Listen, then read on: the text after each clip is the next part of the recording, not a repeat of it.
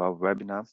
Today, we are going to demonstrate how to customize splash screens in the Micro, Prime, and Canvas devices, and the presentation should last around 11 minutes.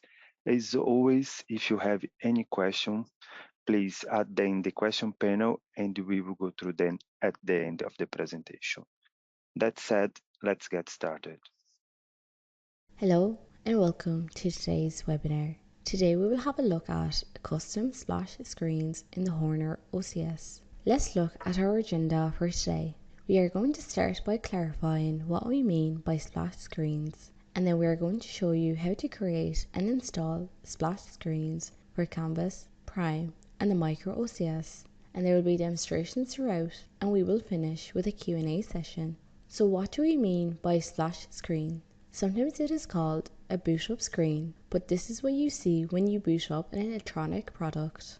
And these splash screens are going to contain company logos and other branding as an advertising opportunity to identify this product is from this company. On the right there, you can see the Apple logo that you see whenever you boot up your iPhone. So that is what we mean by a splash screen. Now the Horner OCS, like other electronic products, also has a splash screen, and it varies by product line. You can see in the upper right hand corner our traditional Horner splash screen we have used for a while that shows the Horner Cube. The cube represents the 4 different aspects of all-in-one controller, controller I/O, HMI, and networking. And then we simplified things on the Canvas series, just going to the Seascape HD along with the Horner Automation Group logo. But this is what we chose graphic wise to put on the screen during boot up. You may want something different, and that is what we are going to show you today. This is how you put your image and your logo on the screen. The first step is you are going to need to create the graphic or take an existing image and modify it to access the splash screen. And to do that, you are going to need to use a graphics editing software. We are going to show you Adobe Photoshop, but this is just one of many that could work. And what you are going to be doing is you are going to be taking that image and you are going to be cropping and scaling it so that it matches the end result and that it matches the exact screen size of the OCS that you are working with. And then you are going to export that file as a JPEG with a special name /.jpg, and you are going to copy that file to the root directory of either the micro SD drive or a USB drive. Now to load that particular splash screen, you go to the recovery screen. We access that by pressing and holding the system button for at least 3 seconds. You will get a special menu that pops up. Now if you have a unit like we have shown on the screen here, that does not have an indicated system key, you will need to press in the upper right hand corner until all function keys and the system key slide out. Then press and hold the system button for at least 3 seconds and you will see the system recovery menu pop up. And there will be an option on there to replace system graphic, and that is what you are going to use. Now in terms of specifications for that image, you are going to be creating an image in the default JPEG format or RGB mode, 8 bits per channel, and you can see here a chart of the different resolutions for the different models in the canvas line here. And then this is what it looks like. If you take a look at the images you would create for each of the different units, you can see they are scaled to different resolutions. On the Prime series, it is the same, no difference. You just have a new table here showing additional resolutions, but everything else is still the same. And you can see here is what the graphics look like when they are scaled by resolution. Now there is a special case, and if you are going to do a special splash screen for the XL6 Prime, you need to make sure that you keep these dark areas on the left and the right as we have shown here on the screen. Otherwise, this is just a standard JPEG as the rest of them. For our demonstration, we are going to start by showing you some simple steps for taking an image and turning it into a splash screen. We are going to use Photoshop here. The steps are going to be the same idea. Here is our image that we are starting with. And if we go in and take a look at the size of this particular image, you can see it is very large. So let's bring it down. We are going to create a splash screen for Canvas 7D, so it is 800 by 480. So instead of making it 800 wide and 480 tall, now let's go back here and fit it on the screen. So now we have already scaled it down but now our image is smaller in terms of pixels.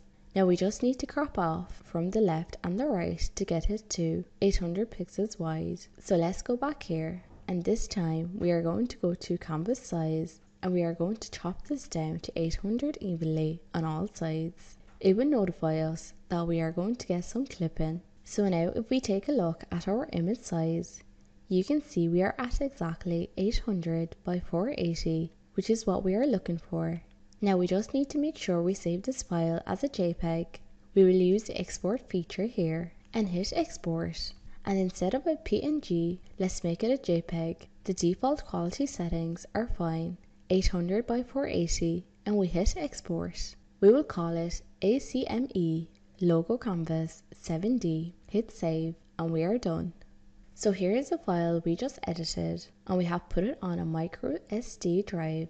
However, it does not have the right name, so we need to rename this from its current name to Splash. So now we have a file called splash.jpg, and we have placed it on the root directory of the micro SD drive. Now we could do it on a USB drive as well. We have installed the micro SD card here in our Canvas 7D. Let's go to the system menu to make sure that the file is there and ready to go. So we will press the media option here, and splash.jpg is sitting there on the micro SD drive.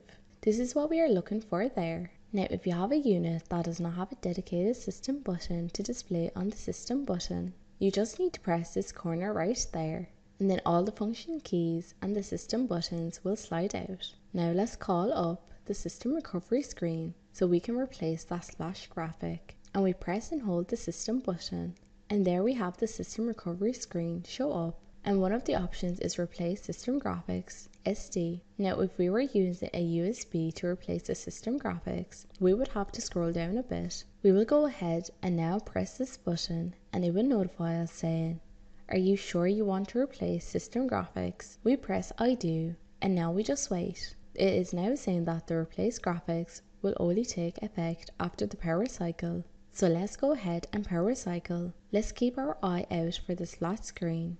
And there it is again. So we have successfully replaced the built-in splat screen with the custom branded graphics. So that is the steps you need to take on either a canvas or a prime. The steps are the same for both product families. So now we have covered canvas and prime, and what about the micro? The micro does not have a built-in splash screen for you to replace, but you can stimulate it easily enough with a graphic and some logic. Now we are going to focus on the color touchscreen models in the micro family. The X2 has a low resolution monochrome display. You could do a slot screen, but it is possibly going to be text based with a company name, photo, number, and your web address. So again, we are going to start with a color graphic, a scale to the proper size, but in the case of the micro, it is recommended a PNG format if you are using Seascape 10. So start with graphic, but this time save it as PNG. Next, what we are going to do is you're going to find an empty screen somewhere in your project, and you're going to load that graphic as a full screen graphic on that screen. And then you are going to write some logic to make that screen show up for the first 5 seconds or so after boot up. Let's start in Seascape. Now what we need is a blank screen somewhere in our project. So our project had 5 screens created originally. So we needed to add in another blank one under the main screen. We hit right click, select new screen. It automatically came up with the next one in line, which was screen number 6. We renamed it to Splash. So what we want to do now is we want to add a graphics object to this new blank screen. It does not matter what screen number it is. It does not have to be the initial screen after power up, it just needs to be blank. So we will go to the fixed objects, go to the picture graphics, click and drag on the screen. Now instead of scale to fit, we want to retain the original size because we have pre-scaled our graphic for 800 by 480. Now we would also want to max our number of colors and go select our image. Now let's find the PNG file that we previously created. Again, PNG is what we prefer to use for our new micros with Seascape 10. We will hit open, and there it is. We will go to the regular screen, and you can see it fills everything up nicely and everything is scaled properly, and it all looks good. We have created our splash screen. Now we just got to get it to pop up for the first few seconds after power up. Let's go take a look at some logic. We wrote just a couple of runs here. So on the first scan, we are going to turn off a bit called splash done. And then when it is off, we have got an off delay timer that is going to run for 5 seconds and then turn that bit off again. But this does not force the screen. We need to add another coil to force the screen to be displayed. So we will go grab a coil, place it in an open area here on the right, and then we are going to press the screen button. Select the screen that is our splash screen that we created and leave it to force, because we want the screen to be displayed as long as this run is true, and it is going to be true for the first 5 seconds after the first scan. And that should be the logic and the screen that we need in order to create our own splash screen. Now let's take a look at it on the bench. So we have downloaded our program. Now let's do a reboot and see if it worked.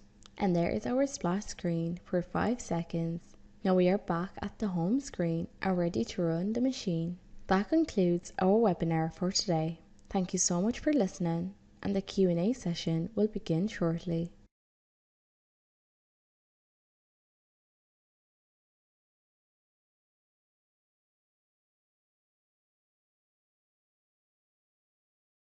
Okay, I'm back. I hope it was easy enough. Um, I'm not currently seeing any questions. In this case, let me jump into the schedule.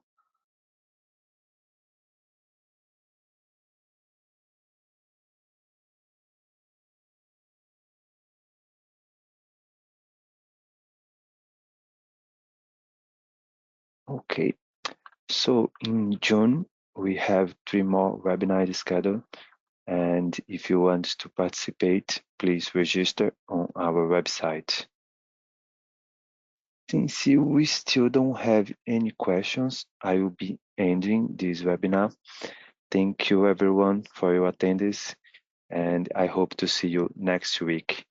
Have a nice day.